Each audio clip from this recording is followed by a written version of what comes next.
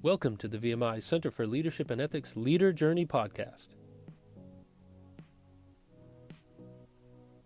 This podcast aims to share leadership stories from our VMI Corps cadets and high-profile leaders who visit the Center for Leadership and Ethics and VMI Post. We're on this journey with you. Hello, I'm Derek Pinkham, your host of the podcast, along with Major Catherine Roy. Kasey Meredith, VMI class of 2022, is an international studies major and the very first woman regimental commander.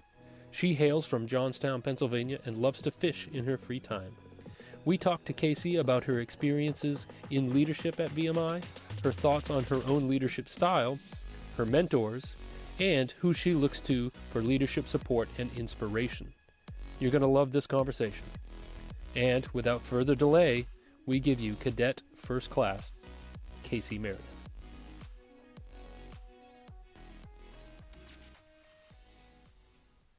The first question we have is, what is your guiding principle for leadership, and what is your leadership style?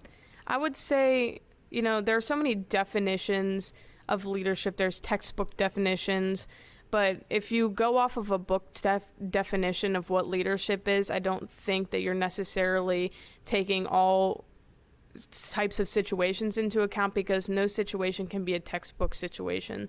So whenever I go into leadership situations, I always look to inspire people, because in times that people feel uncomfortable or at times they're not doing their best, sometimes you just need to ask them if there's something going on in their lives at that point that's changing their perception of reality. So I like to inspire people and get to know people, and that's part of my personable personality, is making sure that the people that I'm leading are cared for. Because if I'm asking something of them and I don't know that something is going on in their lives that could change how they're viewing a situation, then that's my fault as a leader that I don't know that. So I always look to understand the people that I'm leading and to inspire them, because if they are inspired by me, then that means that they look up to me in a way that I've done something to prove myself to them. So if I can set the standard for myself and always set the standard 24/7 and inspire them to do the same, then I feel like that's the best leadership trait, is to be able to inspire those that you want to lead. Awesome. So I have a follow-up question on that one. So we've interviewed some folks here on this program, and they have said things like they had eyeball level leadership, or one other person said, I like to pull people aside. Is there a technique that you use for that relationship building? So in times that I've seen maybe errors in training or things like that, I would say that I always pull people aside and talk to them on the side. Eyeball level of leadership is something I would probably say that I do. I like to make sure that everything is running smoothly. I would say maybe that sometimes I kind of micromanage in some ways, but never to the extent that it takes away from people's leadership. I put everything in words for them to understand my intention and my execution. I always want to give my leaders and my followers a reason why, because if they don't have a reason why, then they don't know what they're executing, and that's unfair to them. So I like to say that I always do that, and I always give them an intention of the mission that we're trying to execute.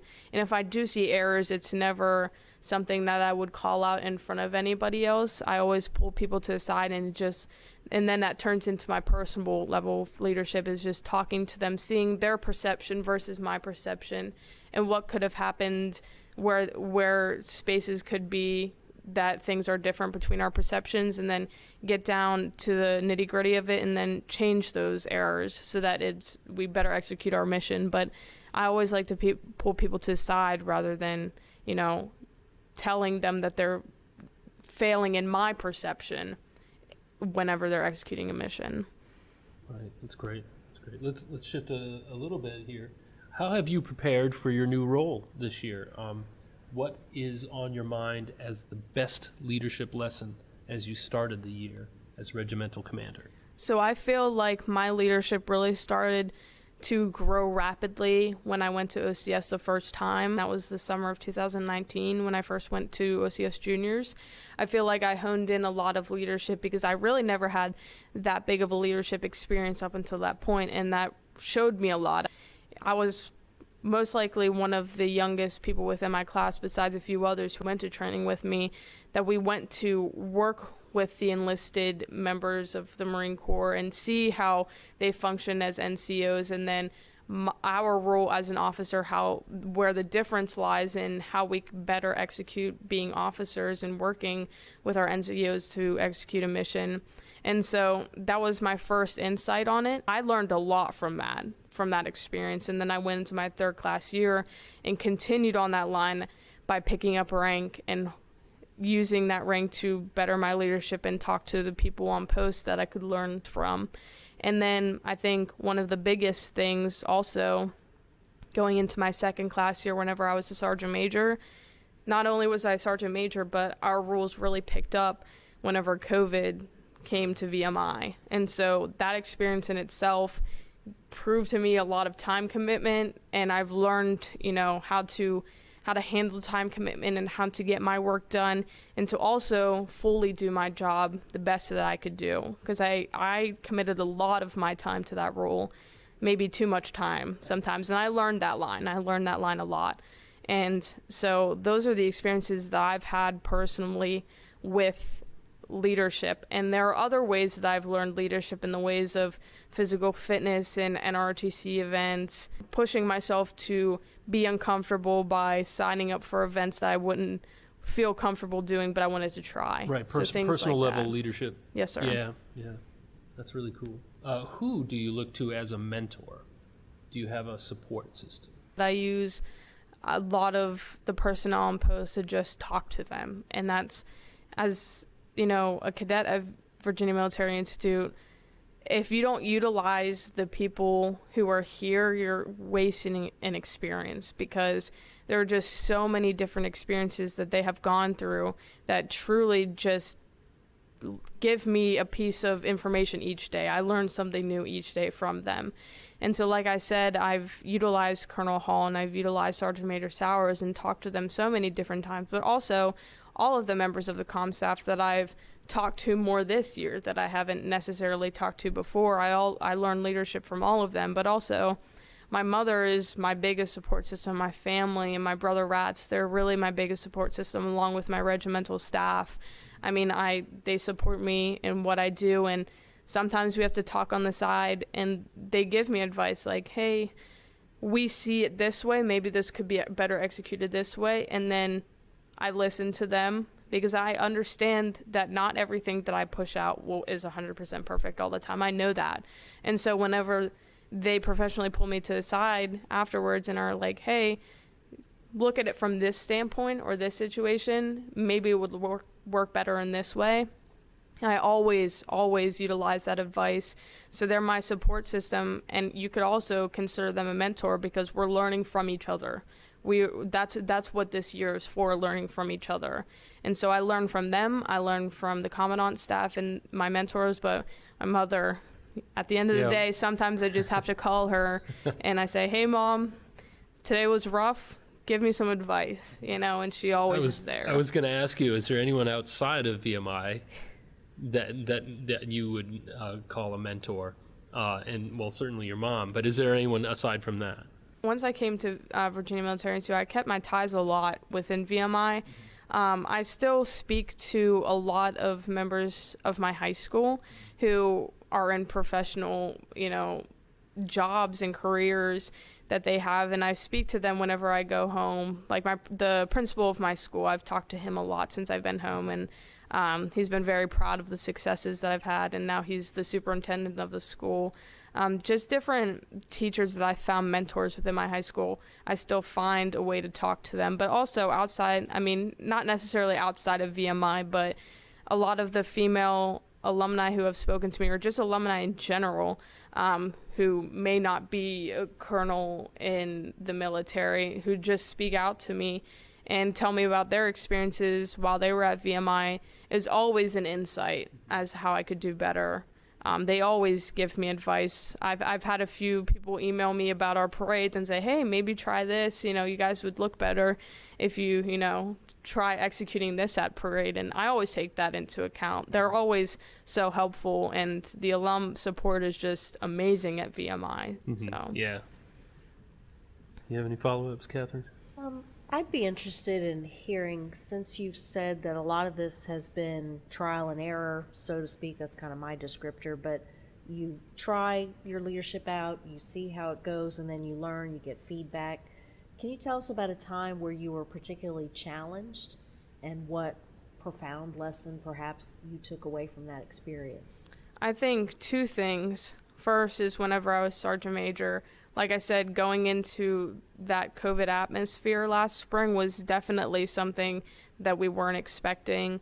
And it took a lot of time away from me, a cadet who had 17 and a half credits while also being a sergeant major. I had academic stars up until that point, but that one semester was when I got my academic stars taken away from me because I didn't meet the criteria for them. But then the following spring semester, I retained the GPA that would earn me back academic stars if I also get a 3.5 this semester, which I hope to do. Having stars up until that point and then losing them was definitely something that I wasn't expecting, and I mean it did make me upset. And that's what I said about putting too much time and emphasis into my leadership at that point. I would do it all over again if it still meant taking my stars away, because I learned so much from that job and that billet that I don't regret anything from that. But I think the thing that I did learn from it is being able to delegate more and the time commitment that I put into it, because I like to put a lot of things on myself and I like to see how I can work with the weight that I have on my shoulders. But sometimes I don't need to do that. And so I learned that after losing my stars. And so it's something that I, have started to change in my leadership, being able to delegate, because that then worked into this year. I came from OCS August 14th and came to VMI August 15th. So I had not even really 24 hours in between coming back to school. And so I came into a role that I did not practice, that I had my cadre early return members already here running the school. I had my regimental sergeant major basically running the Corps along with a regimental executive officer who had a lot on their plate at that point. And so it was okay for me to sit back and say, listen, yes, I'm the regimental commander right now, I need to give myself time to understand what you guys have gone through while I've been gone, and understand that it's okay for me to not understand what's going on right now, because once I start to understand and I start to let things slowly creep back onto my plate, I'll be better off not just putting everything on my plate and failing right off the bat. Because if I put everything right now on my plate and say this is all my job, no delegation, I need to do it because I'm a regimental commander, that's wrong. Because they know how it's been executed, they know what has been going on. And so as a leader, it's okay for me to say, hey, I don't understand right now, but please tell me so that I can understand and so that I can better execute it in the future. So I think that we played that pretty well going into the year, just coming straight off of OCS and not knowing a thing about the changes that were being made. We had a lot of new members of comm staff coming in, and I think as a team, we really came together and delegated and made sure everyone was in the right spot at the right time and understood what needed to be understood. So would you say that you spent a lot of time observing and getting debriefed, or how did you take a backseat role while you got spun up? Well, one time I know that I genuinely had to brief the cadre early return members about the plans for the upcoming year, and it was day 2, I believe, something like that. And so so I professionally told everyone, I said, hey, everyone knows that I've been gone. I haven't even had my phone for a month while at OCS. And so while I'm sitting up here briefing you all, I do have expectations, but at the same time, I'm still learning too. So my regimental sergeant major, my regimental executive officer have put in a lot of time and have put in a lot of effort to make things run. And I could never, tell them how much I appreciate the efforts that they've put in while I've been gone. And so they've done a lot of this work. Also, I'm still learning, but once I'm slowly getting back into this role, I'm starting to get used to it. You can still come to me with any questions that you have but just give me the benefit of the doubt for these few days while we start to gather everything and put them in the right places. And I think it takes a little bit of, being humbled to be able to go up and say, I don't understand, because I'm supposed to understand. But it would be wrong of me to go up and pretend like I knew what was going on when I didn't. So how do you feel a month in or so? I feel a lot better. Yes, sir. Do you ever feel like you're 100% in the know of everything, in control of everything? I feel like I definitely know what's going on, at the times I need to. And like I said, there's a lot of delegation. There's a lot of team building because there's so many different organizations that work together. I don't need to understand everything that's going on. I need to understand what's going on with the regimental system, and that's what I'm doing. So I know that I'm on top of the things that need to be done, and I know that my other organizations are as well. So maybe I don't know every single detail of VMI, but that's for a reason. I'm not the head of every single organization, just the regimental side, which I feel like I'm on top of now.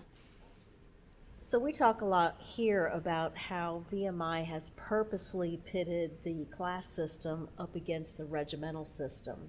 Can you talk to that a little bit or explain that for maybe some audience members who don't know anything about VMI? So there, for example, a glaring example of what would be a difference between the regimental system and the class system is while you have the privilege through your class system of being improperly dressed on stoop, say without a robe, just your proper dress is supposed to be a full set of gym dyke. So gym dyke top, gym dyke bottom, running shoes, white socks, right? That's a full appearance for gym dyke. And for class dyke, I would be in my my white class dyke shirt and trousers. I would have my belt on, my cover on.